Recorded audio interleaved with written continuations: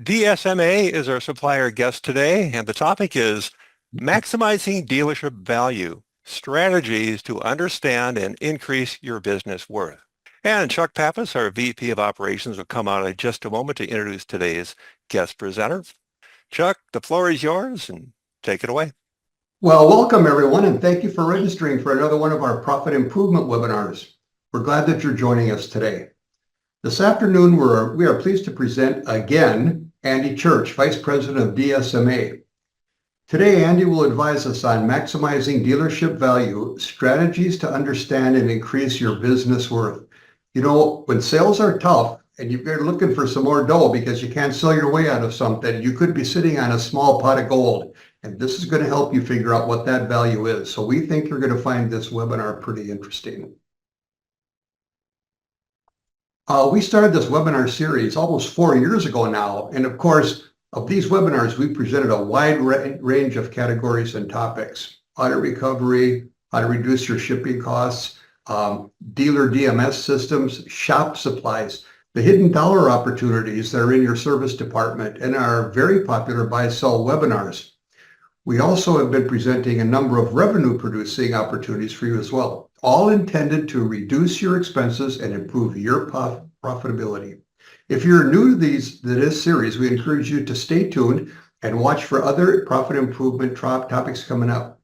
And right before I turn this over to Andy, when his program is done, you're going to want to hang on to listen to what I have to say about some new things coming from StrategicSource. With that, I'll turn it over to you, Andy. Take it away. Hey, thank you, Chuck. Hey, nice to see everybody again. This is, I've done these for the last couple of years and always had a pleasure to talk to everybody. This one I'm going to do a little different. A lot of times I do talk about mergers and acquisitions, and I will be talking about that and giving some of the updates. Everybody wants to know what's happening with that stuff, but this one's also very personal to me. I spent majority of my career in consulting and working with dealers to improve profitability and increase the value of their business. So that's what I'm here to do today. I'm going to talk about the different strategies to how to do that and some of the different tips and hints, and it'll be a discussion. If you've ever been on any of my presentations, I always encourage ask questions, give feedback, whatever you want to do. And that's our goal, is to give you some items that you can walk away today with, that you can have an immediate impact on your business in your dealership. So what will we learn? Now, a lot of this you've seen in the original website description or the webinar description. How to assess and improve the evaluation factors. What are those factors and how do we influence them? One of the key factors that impact and the best practices for increasing profitability in your store today, tomorrow, and going forward. And if you were to exit or to grow through acquisition, what are the strategies for positioning that? So I'm going to talk at the end about best practices if you're looking to buy a store or if you're looking to sell a store as well. And then some of the information I'll be presenting today is actually just gone live in our latest Dealer Solutions Mergers and Acquisitions. It's a mouthful. DSMA Intelligence Report that just came out. So if you're not already on the subscription list for that, you can go to dsma.com and sign up for that as well.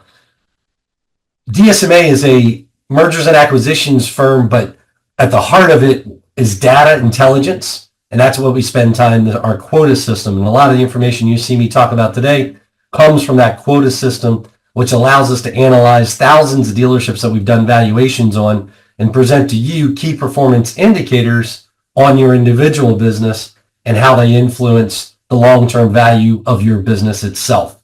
So that's the database and the intelligence side of the background on that.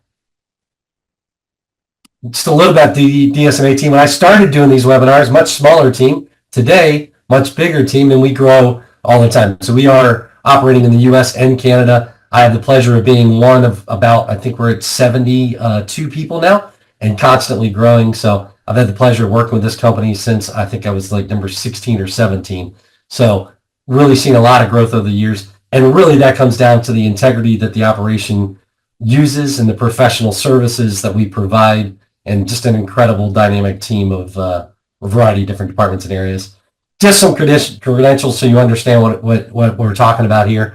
Our CPA team's done over 2,000 valuations on dealerships. We've closed on over 500, which really has meant we generated value of over $6 billion for our clients.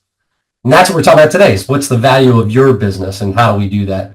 And we even help if, for example, you're in an acquisition mind frame with OEM approval and franchise applications for either open points or if you're trying to get an approval. That adds value because the more assets you add to your portfolio, obviously the more valuable that business becomes. All right, let's get into it. My first poll is just to get to know the audience a little bit. Who are you? Are you currently a dealer principal? Are you in dealer management? Are you maybe here trying to learn about how to become a dealer in the future? Or are you just somebody who likes to see my face? No, no. Somebody who is interested in the information and can use it for many things. So great, fantastic.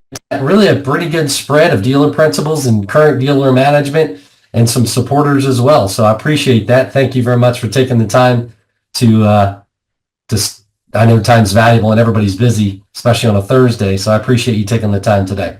So let's keep it moving and let's get into it.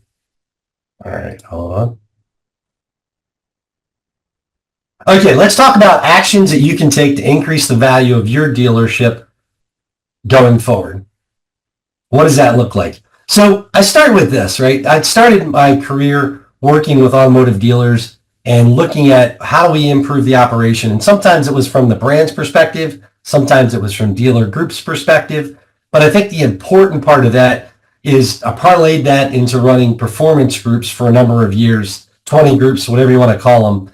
And really in that atmosphere, kind of spent most of my career kind of like a bumblebee. You go out and you pollinate different flowers and you kind of help spread information. And that's been my goal, is to really help people improve their profitability and the value of their business by spreading best practices. Now, all of those best practices have some type of key performance indicator derived with them to see, whether that's return on sales, absorption, and I'll talk a little bit about some of those key performance indicators. But I wanted to start this by being a little higher level than that. There are three main drivers that determine the value of any particular business.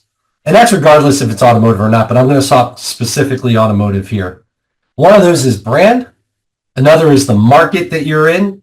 And the third is the operation. Now, if you were to say to me, which one has the biggest influence, which one has the least influence, it's difficult to say that because really all three have a tremendous impact on the operation. Now, brand is very important. So we're going to talk through each of these and just in that order. So let me talk a little bit about brand first.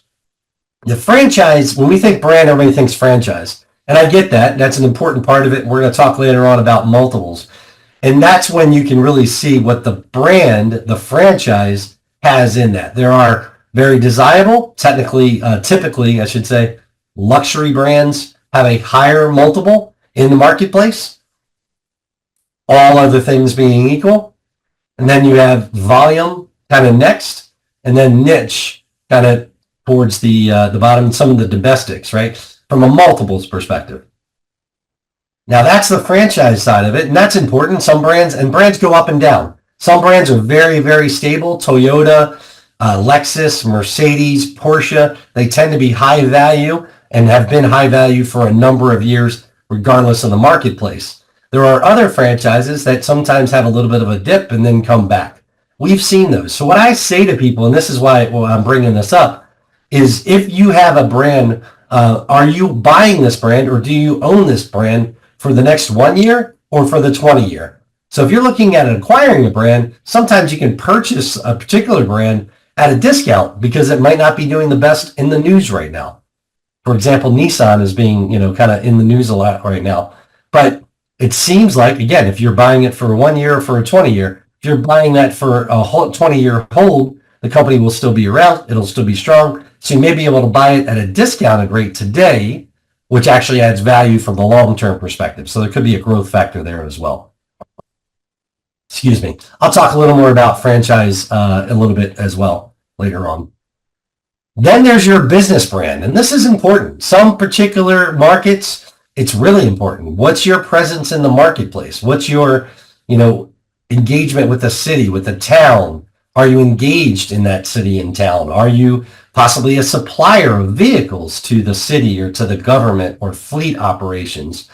One of the best practices that I talk to people often about in this particular area is, do you use your showroom for anything else besides showing cars? In other words, is there outreach that you could be doing? For example, hosting a Better Business Bureau event, hosting a community event for a particular charity, allowing them to use your showroom, which is a great event space when you think about it, and use that marketing by engaging the community and allowing them to utilize, inviting them in. It builds that goodwill between you and the community and that engagement, which ultimately makes you more top of mind. So this is your business brand at this point in time.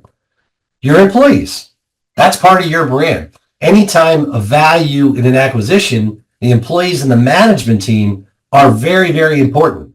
If I'm an acquirer looking to buy a business that's operating extremely well and extremely profitable, then really at the end of the day, I know the owner is important, but the employees and the management team are more important for me because that owner is probably going to be exiting the business. So if you want to increase the value of your business, make sure you have employees that are engaged. Employee retention should be strong, and your management team. If you build a good, strong management team, the business will be worth more regardless of the other things. So those people component can be very, very important in your overall business. There's another aspect of your brand, and please, if you got any questions, interrupt me anytime. But there's another portion of the brand that comes into effect, and you'll hear me talk about it a couple of times, especially in the value of your business. It's the facility itself, right? The facility is part of your brand. I know it may be derived that, this particular brand or that particular brand says you have to have an image compliant facility and you think it's their brand, but really inside of that building and that shell, you determine what that facility is and what that facility looks like. And here's what I mean by that. Is it image compliant? So if you want to increase the value of your business in an acquisition or a sale, image compliant obviously always is more important. But if it's a facility problem or an image compliancy where there's a new image coming, and maybe that's a quite a large investment, sometimes that does end up for us from somebody deciding that it's time to sell. They don't want to make that additional investment. So that does have an impact on the value at sale. Is it already image compliant, or is somebody having to come to the table to do some upgrades? And do you know what those upgrades are if they need to be done? Have you had a recent appraisal done? Many times. We know the value of our stock portfolio on a daily basis, probably on an hourly basis for that matter. But do we know the value of some of our most expensive assets and most valuable assets? One of those being the property. So I always recommend, regardless if you're thinking of ever selling or buying more stores, have an appraisal done on your property every 2 to 3 years. It just gives you that benchmark so that you know. I'm a big fan of do you think or do you know? So you know going in where it is and what your flexibility is. You also know what equity you've got in that facility and in that retail and what you can afford to do. Is it leased or owned, right? Businesses that own the property as part of theirs, dealers who own the property as part of theirs and are selling the property along with it, can sometimes command a higher value than somebody who just operates the business but it's a long-term lease with someone else. Now, there are lease companies out there that are fantastic and reputable and easy to work with. You've got Legacy Automotive Capital. You've got different organizations like that do lease backs. Those things are okay. There's no doubt about it, and they're a great tool for dealers to utilize, but it can always be part of the conversation in the sale. Is that lease assumable?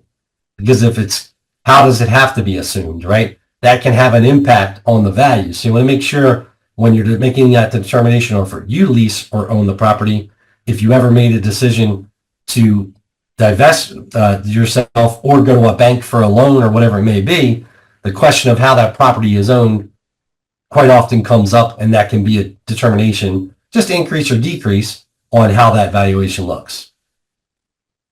Environmental status. This is another one that, a lot of older facilities, and again, you don't bump into it too often, but nowadays, if you've not ever been in a real estate transaction with a dealership, you may not be aware, so I want you to be aware.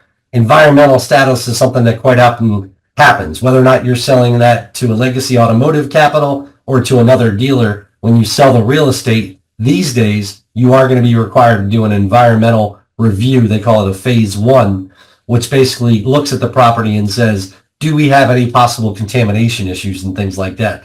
So it's one of the reasons that it's important as part of your personal brand to have a clean facility, a good facility, things in the right places, things like that, that can have an impact on your long-term value and whether or not that happens. So that's not something bad to have done for yourself, for your own peace of mind every few years as part of an appraisal process. You can separate the two, appraisal or environmental, but sometimes it's good to know going in whether or not you're going to have any issues on the environmental. And then I put it there last because it's almost more important, right? Look at the car. It's like reconditioning of a car. Would you ever put a car on the front line without putting it through detail? If the answer to that is, oh, for sure I would do without detail, well, then we're probably not talking to the right set of dealers. No, I'm just kidding. But you want to make sure that the facility is clean, looks good. I've walked through thousands of stores in my career, and I tell you, you can see some stores that are 40 years old and look absolutely beautiful. You can eat off the floor. They may look a little old from an architecture standpoint or whatever, but you feel confident that this store has been well run, this store has been taken care of and been loved. So you want your store to look like that.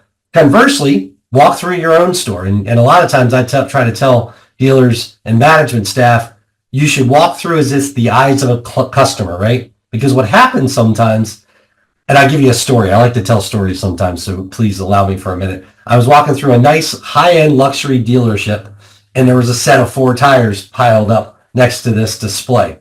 And I said to him, that's interesting. There's 4 tires there. What are they for? Oh, they were customers. They were only been there for like an hour or so. It's no big deal, blah, blah, blah. I came back to the store 2 weeks later for a follow-up visit. Guess what was still there? The same 4 tires. Because on day 1, everybody's urgent about it. Didn't get to it on day 1. Day 2, somebody goes, oh yeah, I got to do that. By day 4, now it's a display, right? Now it's a tire display instead of actually being something we need to do. So we need to be cognizant of that stuff, especially when it comes to merchandising and other things like that. If you go to your, for example, your boutique items, your hats, your t-shirts, your things like that, oftentimes I go in there and I see Walmart, wire hangers being used to display $75 to $100 polo golf shirts. Well, spend a little money, go out and get a nice hanger, because when you lift that thing up and it's been there for 3 months, you see the permanent increase or decrease, indent in the shoulder. That's not going to sell. Having those types of things increases your value because it means less loss prevention on a profitability side in markdowns for some of those particular items. So walk through your store with that set of eyes, if you would. And am I clean? Do I look good? Am I displaying things the way that I would want to see them if I was in a store purchasing as well? Keep it clean, keep it good. And that's inside and outside as well. Obviously, pavement and things like that need to be, safety is part of the concern as well. Is it customer friendly? And I say this because do we put service over here in the waiting area over there? And do we have the coffee maker? And are we charging for this? And are the things easy to do business? Are we easy to do business with? And when I was doing consulting with dealers on a daily basis, one of the first questions I'd always ask them is, do you think you're easy to do business with? So when you do that, and that's what I mean by customer friendly, ask yourself, ask your management team, are we easy to do business with? And if not, why not? And is there something that we can do to make ourselves easier to do business with and remove those pain points, and you'll increase your sales. You increase your sales, you'll increase your profitability. Increase your profitability, you increase your value, right? Everything stacks up in that relay to a shiny new place. All right, so that's enough on brand for a minute. Let's talk about marketplace. Marketplace, do you have a lot of determinant? Maybe, maybe not, right? You know where your business is right now, but this is why I want to talk about how it's currently perceived and things you can do about it. These are the determinators when it comes to market and value. Is it in a metro market, a non-metro market? How far outside? Is it growing or shrinking? Is the population growing in that particular market? Maybe you've got a lot of people moving in to that market and it's going to be a 5-year to 10-year growth. Obviously, if you're purchasing an acquisition in a growing area, you sometimes can get a really good value on a store because it's not got that additional volume, that additional profitability, those additional sales. Conversely, if it's in a shrinking market, you just want to understand, are we still doing those other things when it comes to brand and profitability that allow us to keep a bigger market share in our market? There's going to be winners and losers in every market, whether it's metro or non-metro. I want to be the best one in my market. Therefore, I get an unfair share of my market share. That's a great determiner in increasing your value. And the economy, obviously, that's something that we can't control as much, but we do have to be cognizant of all the time. What's happening in the economy? Are there things that we can do as a management team and as a dealership business owners to lessen the effect of the economy on our business? For example, StrategicSource is a great resource to utilize and benchmark your expenses, because a lot of times, we get really lean through this lean times, and then as soon as the good times hit again, we actually end up maybe spending on some things that we wouldn't normally have in the past. Now we need to just do that gut check to understand, are we getting the value for the money that we expect and that we really need to be as profitable as we can? And then last is, what's your planning volume and your current performance? I say both of those because you may be currently underperforming in that market, and there's some value there for a purchaser because they can get up to the planning volume, or you may be crushing your planning volume and you're doing 300% of it, which means now from a value perspective, my value is increased, but there's a cap, there's a diminishing returns, because if you're in a sale in a sale perspective, just because of the fact that someone has to believe that they can maintain that same performance. So I go back to the previous slide. If they believe you got the management and the employees, regardless of you, and you go to Florida for 12 months a year, but the management team and the employees are really responsible for keeping that, and there's a way to keep all of them on board, that can really help drive the value of your business to where it needs to be and where you want it to be. All right, let's talk a little bit more. Now, third component, operation. This is we control, right? We control the operation. Talked about the brand, we control the operation. So we get in that. There's only 3 ways to improve profitability inside any business. My brother went to Yale. My brother went to Yale, and after a great education, he came out, and I said, tell me a 4th way. I want to be genius like you. And sure enough, there is no 4th way. So they're pretty easy. There are 3. 1, increase volume. That means increase the number of repair orders that you do, the new vehicles, the used vehicles, all those types of things. Increase the volume that you're doing. That's one way to increase your profitability. A second way is to increase the gross profit on each of those units that you sell, right? So whether that's a repair order, a piece of parts, a new vehicle, or a used vehicle, how do we do it? One of my old mentors would always say, what's a car? What's a vehicle? It's just something that it's a rough piece of metal with 4 tires that you bolt profit onto. So how do you increase the profit on that individual? We'll talk about some specific best practices in just a minute. The third one is spend less on expenses. So as I mentioned, StrategicSource and some of the programs that they have do a great job of telling you, are you maximizing your expense spend, right? Or minimizing, I should say, but maximizing your ability and your efficiency in those expense categories and expense areas. So that's it. Those are the 3. If you got a 4th one, raise your hand. Tell me. I'd love to be educated to it. But everything falls into those 3 areas. So that's your operation side. Let's talk about what that looks like now. I think it's, am I frozen? There we go. And how do we improve in those 3 areas? So the thing I always challenge everybody with is when you're going to come up with an idea that you want to install in your dealership. In 20 groups, a lot of people have this best idea club, right? And one of the things I always would say is this best idea going to increase our volume, increase our gross profit, or decrease our expenses, right? That's it. There's only 3 things to do there. And not necessarily decrease our expenses, but make us get more bang for our buck when it comes to expenses. So let's talk about what that looks like. My top tip, and it's been the same pretty much for the last 20 years, is have a weekly managers meeting. Why do I say that? Because communication is our most important thing. I can't tell you how often I would go in as a consultant And I'd find out that actually they never had a manager's meeting. They just felt like they talked every day. So why did they ever need to sit there? Well, why do you need that? Because you need an agenda for that manager's meeting that gives us a few topics to talk about on a weekly basis. And sometimes it's on the Monday, as a start of the week. Sometimes it's on a Friday to end the week, or sometimes it's in between. But the idea is to get in a room with the managers and close the doors, talk about those relationships. Really, one of the most beneficial places that you see this happen is where the departments all touch each other, right? So if you've got a used vehicle, you need service and parts to help recondition that vehicle in a speedy manner, to get it to the front line, to increase volume, to increase profitability. You need that to drive the business office. So to get them in a room and hash out and talk about those processes and how we're performing with them, key performance indicators. You don't want to go through the whole financial statement, every single week. But what you do want to do is have a conversation about some key performance areas and how we can improve. That's where you vet out those ideas and have those conversations. And you make it in the book, like the Bible, so that everybody's on the same page. That'll increase your profitability automatically, because you'll be what highlighted, what focused on improves. That's what happens. Next, the business office. So again, from a consulting standpoint, when I would go into a business, there's two places I would look for profitability on day one, because it's hard to sell more vehicles. It may take me weeks or months to increase volume. We got to look at advertising. We got to look at this. We got to look at that. But if I want to have an immediate impact on the value of my business and the profitability of my business, there's two places I'm going to go. One is the business office. In other words, do I have a proper turnover to the business office?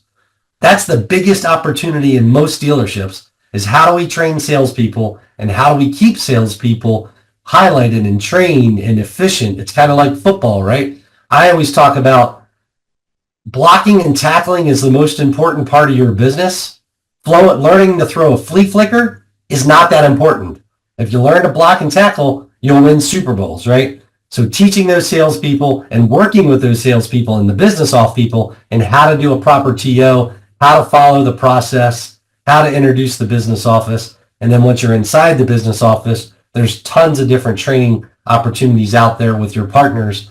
There's a lot of free training. I did a whole blog one time on free training that you're not taking advantage of. If you look at the vendors that you currently pay in these different offices and areas and provide training that you have to sign up for or ask for, and they'll come into your dealership and work with you to train your staff better at no cost to you, because they want the increase in performance, because they know if they can train your staff, they can do better, which means they'll do better and make more money as well. So please look at that, and throughout your business, where is the training opportunities that you're not currently utilizing, and set that up. Training's not a one-off, right? How many times I walked into a store and said, hey, when was the last training you went to? Oh, great. Where's that book? And they pull out the book.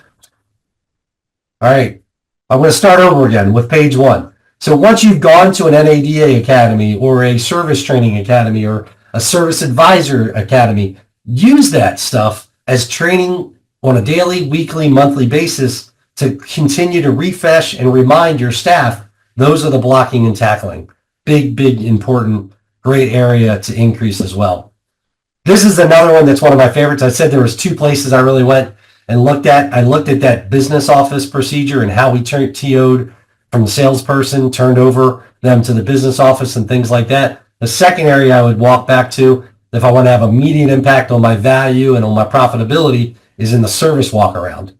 And first of all, do you have a service walk around, or is it literally, they park the car, bring the keys in, hand it to the service advisor. Service advisor never goes out to the car, never talks to the customer, doesn't walk around the vehicle, and the customer leaves. And then they come back and they pick it up. Well, why is that important? Well, it's important to do three things on any service walk around. For me, it's a great upsell opportunity. And the first one is most manufacturers in the book show you need wiper blades replaced every 6 months, right? And how many ROs do you have? You want a good indicator? You want a good thing to check at your dealership tomorrow?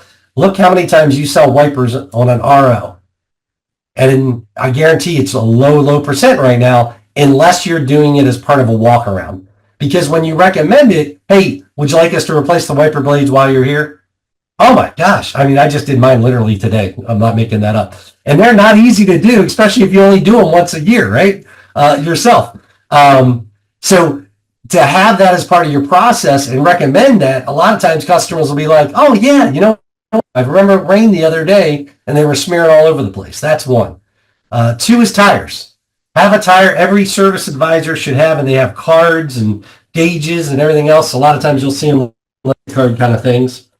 You just stick in the thing and it'll show you green, yellow, or red. I'm a very visual person. Most customers are as well. So if you take that card, slide it in there and you go, hey, listen, would you like us to do a better inspection on the tires? Because it looks like it's yellow on here, or it looks like it's red on here. Would you like us to work up a quote for the tires while you're here today? Because you need tires. Oh, fantastic. That's a much easier plant that seed and then later on confirm or they need tires or they don't than it is when you take the car to the back and now the technician does their check and now they're calling the customer going, hey, we think you need tires. Well, now the customer's skeptical. Well, I don't know. They felt good to me. They looked pretty good. I don't know. I got to see it first. So decline work goes way up, right? Because they think maybe they need to shop for it more. But if you plant that seed up front, that service walk around gives a great, great customer experience and gives you the opportunity to increase your sales immediately. That's where customer follow-up comes in because you will end up with declined work on some of that, right? You want to make sure declined work is getting recorded. Most CRM systems now, most service systems now don't do it like back in the old days where you had to print out the RO, put it in a binder, call them back. A lot of it does it automatically now as long as you put the notes in right.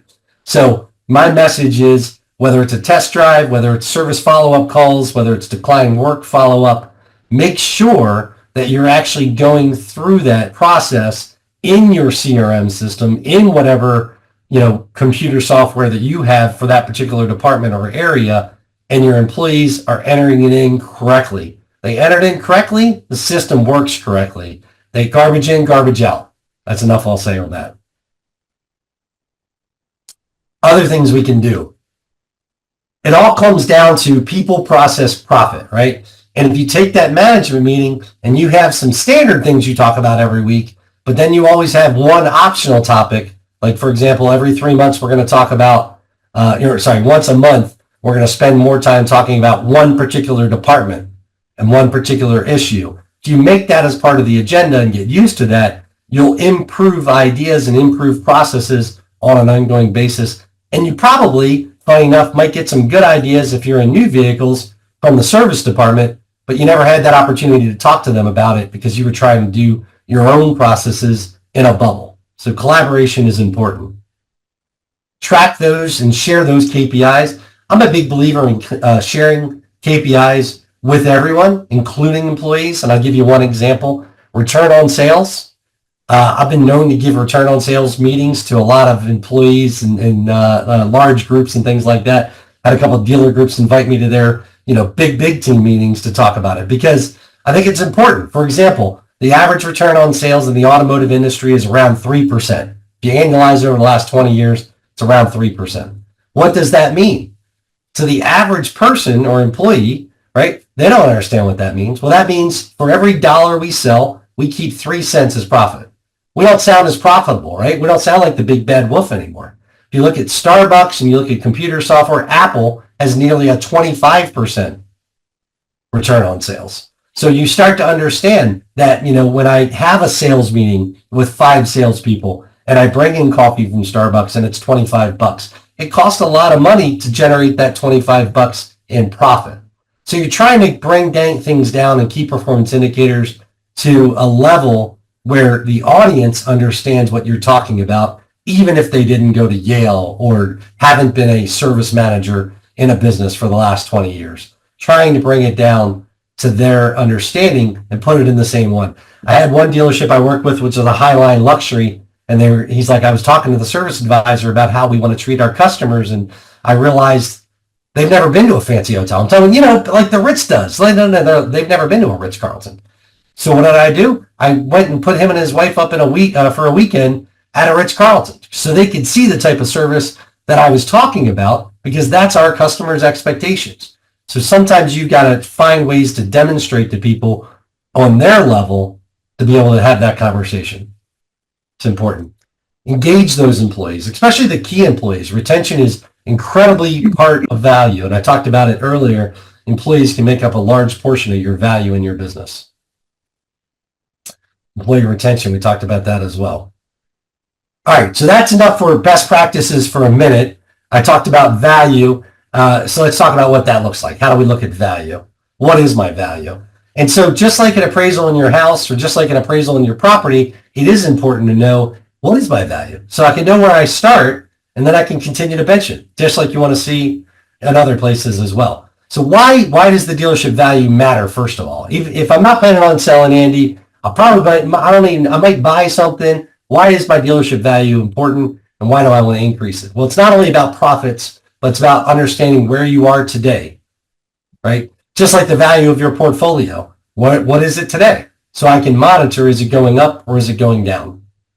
In addition to that, if I am thinking about expanding or doing an image upgrade because I need to borrow money from the bank or whatever that is, many times you can take the valuation of your business to your bank and it'll increase your terms that you're getting from the bank. In other words, they have better confidence because they now know a tangible asset. You can't, it's not, do you think it's worth 500,000 or 5 million? Or, well, it could be anywhere from 8 to 12, right? Having that number with you, being able to have those conversations helps you understand better how much you need insurance for, how much you need banks for, how much you can lend and negotiate those terms in the long term. And the other part is the evolving automotive market. Let's say, for example, there are a lot of new brands and open points coming out there. And let's say you want to apply for an open point. It's good to be able to demonstrate to whoever that manufacturer may be what the value is of your current assets and how you're currently performing, because that's an important part of their decision factor on whether or not they will actually award that point to you. And then, of course, if you do it every year, 2 years, whatever it may be, you get the opportunity to see, am I improving? Is it increasing? For example, when we do a valuation for a dealer, it includes a free revaluation 12 months later. So we give you the opportunity within that 12 months to come back and say, hey, I think I've made a lot of improvements. Can you help me understand if my value is getting better or not? So there's a lot of different ways to look at it, but it gives you that benchmark. My grandfather always used to say to me, work smarter, not harder. So I bring up Warren Buffett because he's a guy who works really smart. He spends most of his time reading before making some of those decisions. So the analysis is an important part of the business. And one of the things that he looks at is the value is the asset overvalued or undervalued? And right now he's buying a lot of what he considers undervalued stocks and things like that are underperforming today. We'll see the same thing in some of that in the brand analysis in a minute. There's some deals out there if you're in the acquisition side of the world. And then, of course, you also want to know the value because like a stock portfolio like Warren Buffett would have, you want to know the value of that portfolio. And then, of course, you also want to be able to plan for the future, right? So do you have a succession plan? A lot of opportunity comes up for us when it's someone who maybe they thought they had a succession plan, they do not, or they didn't plan for a succession plan. What does that look like? So if you want to prepare for expansion or for sale, it makes sense to be able to know the value of your dealership and understand that so you can develop that leadership plan. Maybe you don't have family in the business, but you have a general manager or a GSM who may be part of the leadership, develop that to be able to create your succession plan. So you want to be able to have that information so you understand in that situation, what does that look like, right? If they wanted to buy in, how much would I sell for? How much could I give them? How much can they afford? You need to understand the value of your business in order to do those types of conversations. And then the last part is to understand the buyer's expectations. If you do ever end up in a sale, wise words have been said, and I just repeat them. I don't know because they go back way. Whenever you're in an asset, whenever you buy an asset, a business from that perspective, you should already know what your exit strategy is. So exit strategy comes down to who's going to buy my store and how are they going to look at it.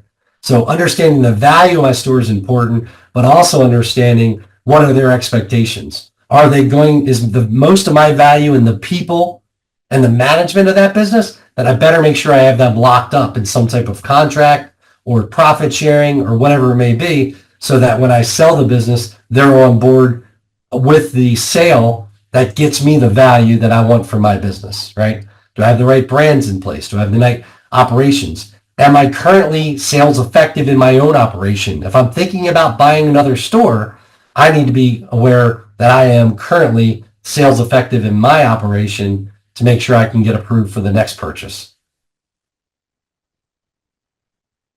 All right, so poll question number 2. If you were going to get a valuation done on your business, why would you do it? If you don't own a business, just help me understand. I'm just trying to understand the different areas that we've got in the room.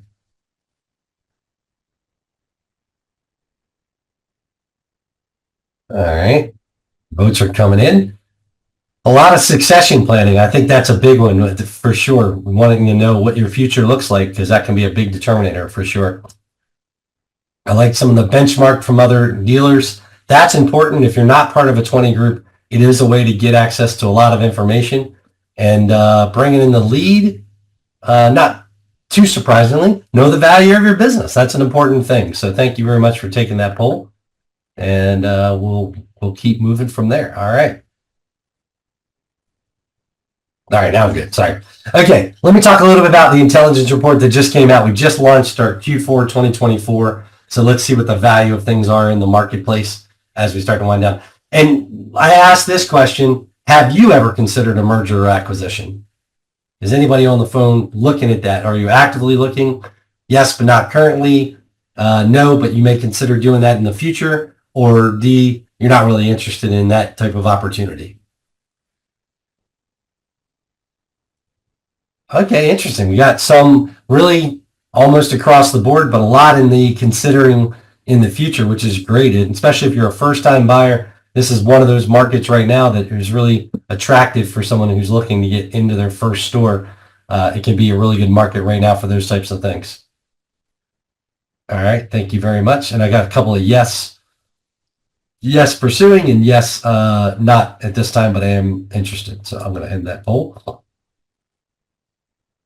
All right. Sure, go on there. Okay.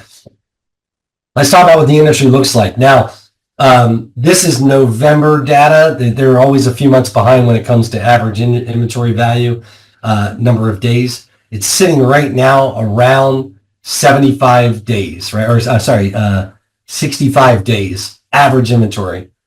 Now, if you looked at this back in June of last year, it was up around 75 to 78. So it's beginning to come down. Why? Part of that is, if you look to the right-hand side, Chrysler, Dodge, Jeep, Ram were really high and in the 170 to 180 range. They've been successful in a lot of ways in bringing down those inventory. I think it's the last article I read from Automotive News says they've brought down the sales by 100,000 vehicles in stock over the last 6 months. So there has been some success there in doing that as well. You can see some of those brands I mentioned earlier about, these are stable brands that are always very popular on the valuation side. Toyota, Honda, Kia, BMW, Porsche. 60 days is a lot of what you see as the target for most manufacturers. So around that number, you can see over and above there. There we go. That's my average. I'm sorry. Yeah. All right. Whoop. I hit the wrong button. I apologize. Okay. Do you think 2025 will be more profitable than 2024? Yes or no?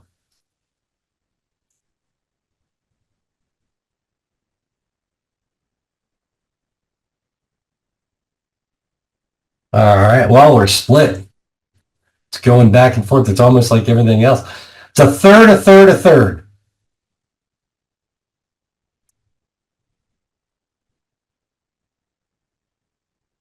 Interesting. Okay. About the same, 42%. Yes, 33%. No, 25%.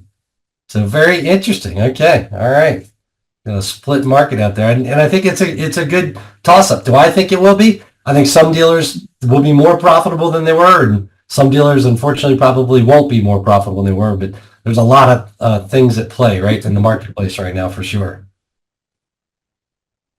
All right, let's talk about multiples. This may be a little small, but I can certainly, I think there will be a copy of the slide deck available if anybody wants to get a copy of it at the end. Coming in at the highest multiples today And this has US and Canada. So if you're joining me from Canada, yours is in black, and then the blue is the US multiple. The highest multiple that we're seeing on an average transaction right now is somewhere between 8 and 10 times, and that's Porsche, Mercedes being 7 to 9, and then you got BMW. And then down towards the bottom right now, you can see we have Mitsubishi and Stellantis trading at lower. So Stellantis is currently trading at 2 to 3.5 multiple, right? And that's multiple of normalized earnings. In past webinars, I've talked about I've talked about earnings and normalization and what that looks like. But again, this is normalized earnings. So, but you can see there who's in the middle of the pack and how things are going. And that's a range, right? I go back to those three factors: brand, marketplace, profitability. Those three things will always have an impact on who's at the higher part and who's at the lower part. All right, buy-sell activity.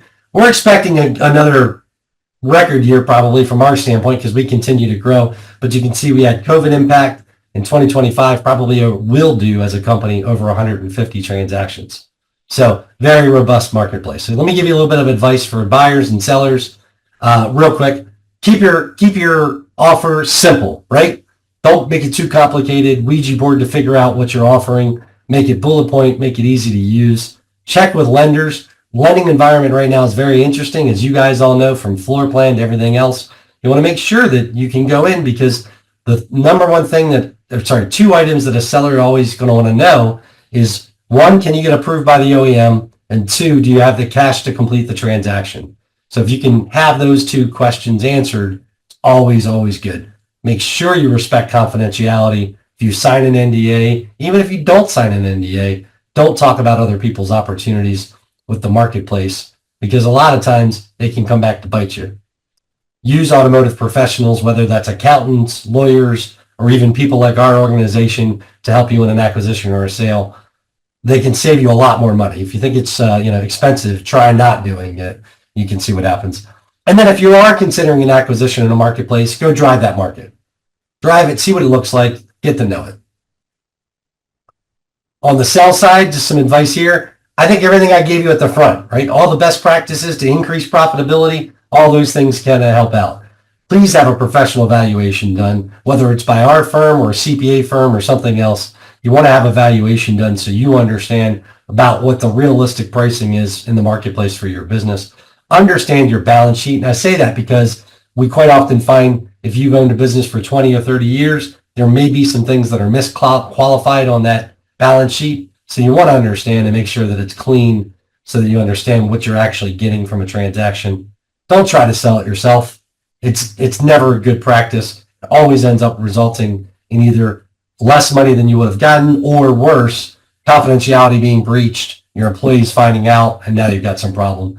And then last, I'd say detail that facility. Like I mentioned before, in the brand and the facility, that's important. If you're thinking about, it's good practice every single day anyway, but especially if you are thinking about selling, it's good practice to get everybody into. All right, with that, I told you I'd hit 5 or 6 points. I think we hit all of those points. And if you have any questions, now is the time, but I appreciate your time and consideration. I think I'm right bang on time, Chuck. Yeah, sounds good, Andy. And everyone, there's a Q&A button at the bottom of your screen. You can click on that to just enter a question here for Andy, and do this during our remaining time. Here's one. What do you think the impact of tariffs will be on the automotive industry? A great question. Great question. So the first thing I would say is, boy, profitability is one of those topics I could talk about all day, every day. So I love it. So thank you very much for indulging me in the time. And thank you, everybody, for staying on and listening to me. Tariffs. Interesting conversation. I think the impact is almost more psychological than anything else, right? Are we going to have them or are we not? We saw the first time that we were able to avert them through some areas, especially with Mexico and Canada. We just did a podcast, and you can find the podcast at DSMA.com called The Fuel Line. And it was specifically with economists about the impacts of tariffs. And I think that the number one thing they said was, it could have an effect on sales, right? Because if the vehicle becomes an increase in price, certain vehicles, including domestics, could have an increase in the marketplace. Therefore, consumers may have more difficulty. And since the Fed has decided to pause the rates right now, that means interest rates on new vehicle loans isn't going down, at least yet. That impact plus the tariffs could have an increase on new vehicle volume. So used vehicles may become more attractive, which is, again, good for our business when you're good in that particular department. But dealers may have to begin to pivot to look at used vehicles as an important source of their revenue. Here is another, Andy. Is now a good time to sell? My answer to that is yes, but predominantly I would say it's a good time to find out, right? So understand the valuation of your business and what your business looks like. So it's always a seller's market. It's always a buyer's market, depending upon the individual asset. So to your unique situation, I would say I'd go back to that advice I gave to sellers, which is get some professional advice. Whether you call us or you call someone else, get some professional advice, get a valuation of your business. That's the information that you need in order to make a determination for you personally, because that's the other question you have to ask yourself. Why do I want to sell? And what am I going to do if I did sell? What does my next path look like? So I think you got to ask yourself some of those questions, and you need to do it to be able to make an informed decision on that process. Everyone, again, the Q&A button is there for you to use during our remaining time. These questions come straight into Andy. Here is a third. Any thoughts on the current state of franchise model? I think the interesting point from the last time we did this one, because somebody in the group asked the question last time as well, is franchise model is getting stronger, right? I think you've seen this move by Scout that's been in the news, and automotive news has been reporting on it dramatically. You've seen a number of states already, and I'm in South Carolina right now. South Carolina just made a move to move against that direct sale model for that particular brand, trying to launch that as well. So I would say that the franchise system is alive and well. NADA does a fantastic job of representing us as franchise owners. I'm a big proponent of the franchise model. And I believe that, yes, the franchise model is strong and values are going to continue to stay stable. We'll leave the Q&A button up, but Chuck, can I have you activate your webcam and audio and come back on for the next portion? My button's not working. There we go. Okay, sorry about that. We'd encourage you to reach out to Andy. There's a lot of information that was on here, and you could also follow up with him, and he can help you learn more about this maximizing dealership value, the strategies to understand and increase your business worth. We have Andy's contact information here. I'd also like to tell you that, and get your cameras ready for this, take a copy of this QR code. You can scan this supplier information, and we'll get a copy of all of the detailed information that Andy gave you today. Thanks again, Andy from DSMA. We appreciate that you were with us today. Thank you for having me, Chuck. Much appreciated. You know, how much money are you leaving on the table? Most dealerships are overspending on supplies and services by 25% each month. There are about 150 different expense categories that you go to spend money, and most dealers will spend in roughly 100 of those categories. Spend as a total percent of sales is about 5%. So if you're doing $100 million in sales, that 5% equates to $5 million bucks. 25% of that looks like $1,250,000 on an annual basis, which is what you have the ability to save with StrategicSource. 98% of the dealerships in the United States are decentralized, meaning that many do not have purchasing departments, and locations have the freedom to select suppliers and buy whoever they want. StrategicSource can be that purchasing partner for you. Get your cameras ready again, because I want you to take a picture of this, of a QR code that's coming up here. But if you're a general manager, a CFO, a controller owner, a dealer principal, or a fixed ops director, StrategicSource has an exciting new program that you might be interested in. I'm pretty sure that most of you are familiar with 20 groups and how the dealers interact with each other and how they share their successes and challenges with each other.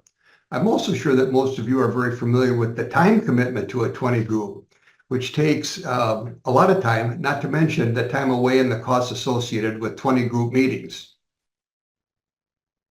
Think DPA. It's your own 20 group style of format right from your own office, where as a group you will discover customized savings, early implementations, and comprehensive support. DPA. While I'm talking to you, scan this QR code to get the details on DPA, which is StrategicSource's newest initiative that they put on the market.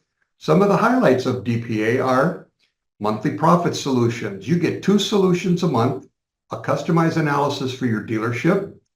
You have expert guidance. You have expense strategy coaching and best practices and innovative ideas. Monthly webinars, moderated meetings with industry peers for idea exchanges. Collaboration with other dealers. Collaborate environment to share and gain insights from the dealerships facing familiar challenges. Something interesting for you to do and to participate in a 20 group type of format to work on the expenses to keep more of your own money. Business problems that we know that you experience are that there are too many categories. There's typically not a plan to effectively attack those categories, and dealers are usually short-staffed. StrategicSource has a lot of experience in cost reduction analysis to the degree of 2,300 sourcing projects and expense categories used by dealerships last year. Dealers are typically overpaying by suppliers by 25%. There's a broad scope of categories, way too many suppliers to manage, too many supplier invoices to process. You probably don't get very good discounts or rebates on all of the purchasing that you're making. So the question and challenge becomes, how do you simplify that? This slide, and this is one of the most important slides that I have to show you about it. If you can take a clip of this thing, this would be very important for you of this slide. This slide shows what the annual savings opportunity might be for 4 different size revenue groups, ranging from $60 million to $300 million in annual sales revenue, and what that savings can look like on a monthly basis. Remember, the cost savings drop to the bottom line, so it has an immediate impact on your profitability. Expense category scopes. Just to touch on this briefly, there are 72 categories regardless of what business you're in. If you're a dealership, a church, a manufacturing company, or a service provider, you're likely to spend in these 72 categories. If you're an automotive dealer, there's another 56 categories there's another 56 categories. So you can see how the scope of work is to be quite large. You're talking about 130 to 150 categories that you're dealing with. It can be pretty overwhelming. And if you own your own facility, or even if you're leasing it, you're probably spending at least in these 15 related categories. StrategicSource Solutions. Profit Improvement Program. We manage the process of conducting a financial analysis of your spending. We do spend category planning. We source money-saving solutions for your spend categories. We implement solutions. We review and perform supplier compliance audits to make sure you're getting what we told you you'd get. High expenses and broad supplier bases are what we correct. Another tool is our strategic spend analysis. This is more of a strategic broad look at your expenses. We analyze them, put them in the correct category buckets, and build a plan for you to execute. Client benefits are you get an organized, prioritized plan and good staff planning tool, all with the idea that we can help direct a 25% savings to you. This is DPA again. I'm bringing this up, so scan that QR code to find out some interesting information on that. I think that you'll be pretty surprised and might have a lot of interest out there in the marketplace. Contract tracker. I have seen as many as 150 contracts that a dealership has had. Who is keeping track of all of those? Who knows when that 90-day period of time comes up that you can change something in the contract, or when does it turn to an automatic renewal? Contract Tracker gives you contract visibility, advanced alerts on your expiration dates, and for a risk management side, it gives you some time to look at it to see if there's terms of that contract that you'd like to change. SSI Spend Management Suite solves the problems of poor staff training, no contract management, high prices, and weak profits. SSI Spend Management Suite provides strategic focus, contract tracking, and improved pricing and profits. Expense Edge was created from our database of thousands, and I mean thousands of price comps. This is similar to Home Depot. We provide the tools and solutions for you to do the work. We give you the data points to keep your costs down. Spend management learning. We do a lot of training in the areas of spend management. We have trained many folks, and we do many webinars a year in Purchasing 101, 102, and 103. Simply put, we can teach your team to do what our team does. Hopefully this has been a helpful presentation today. Again, scan the QR code and we'll get the information to you right away. I'd like again to thank Andy Church from DSMA for his presentation. As a note, just so that we put this up front, StrategicSource does not take any type of compensation from our suppliers. But we do know that we have vetted them, we know their work product is, and we know how competitive they can be. So we encourage you to take a deeper look at our suppliers' offering.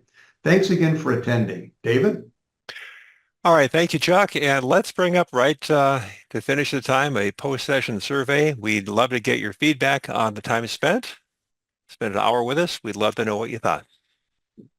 We'll leave it up for the remaining time.